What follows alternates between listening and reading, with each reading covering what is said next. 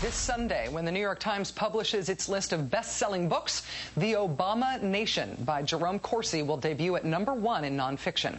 The hardcover, subtitled Leftist Politics and the Cult of Personality, is published by Threshold Editions, a division of Simon & Schuster. The chief editor of the imprint is former Dick Cheney advisor Mary Madeline.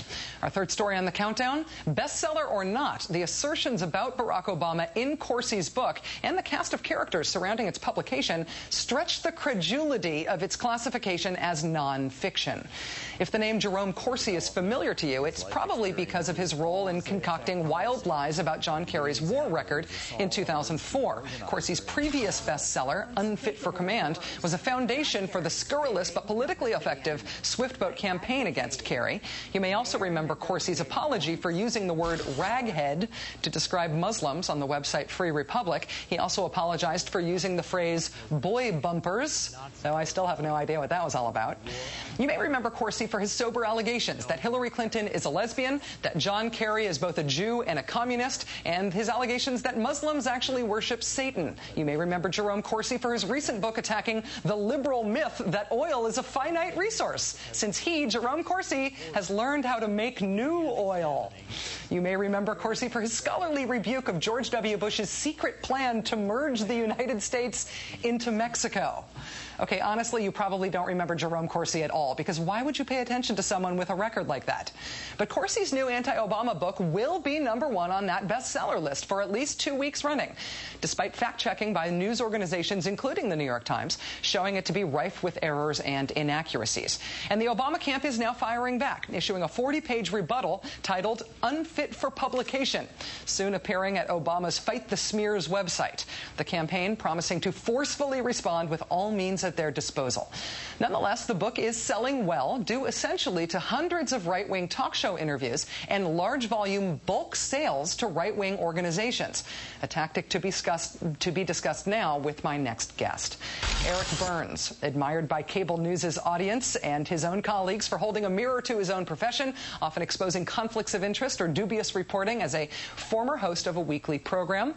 Eric is also the author of Whoppers, the Biggest Lies in the History of Journalism and Their Consequences. Eric Burns, thank you so much for being here.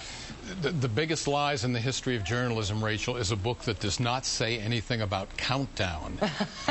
and after so gracious an introduction, I am so relieved. Oh, well, thank you. Thank you back. What do you make of this Jerome Corsi book, Eric?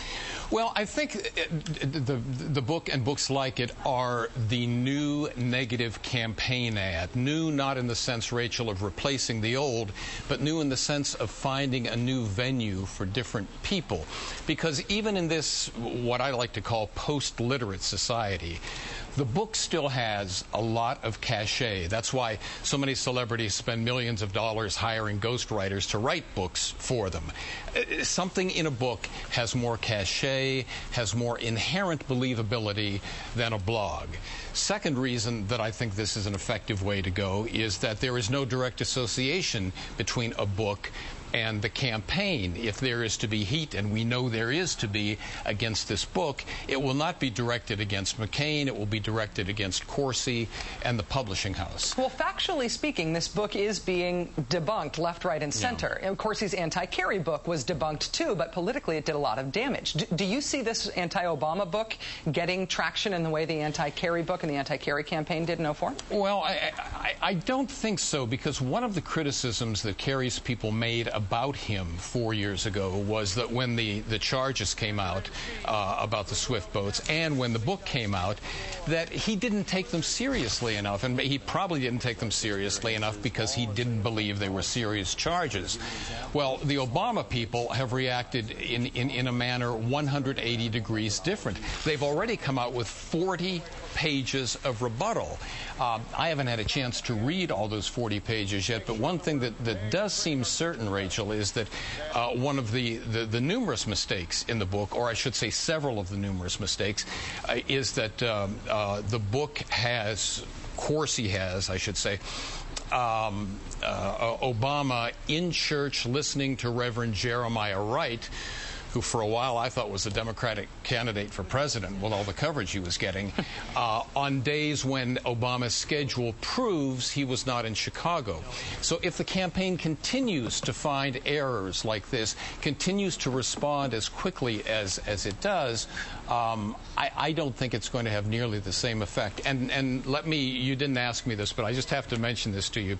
You know, one of the other things that gives a book cachet, a nonfiction book, is footnotes. You look at the back of the book and you see all these footnotes, dozens of pages, and you say, this guy did a lot of research. Well, before the show tonight, and I didn't have time to do more, I would have had time to do more, but nobody told me I was going to follow the lady who did the hog calling, or I still would have counted more. But of the first 11 footnotes in the book, in 9 of them, Corsi quotes Corsi. In other words, he quotes previous writings of his own. He's sourcing his claims to himself. It's nice. A dubious practice, to say the least, yes.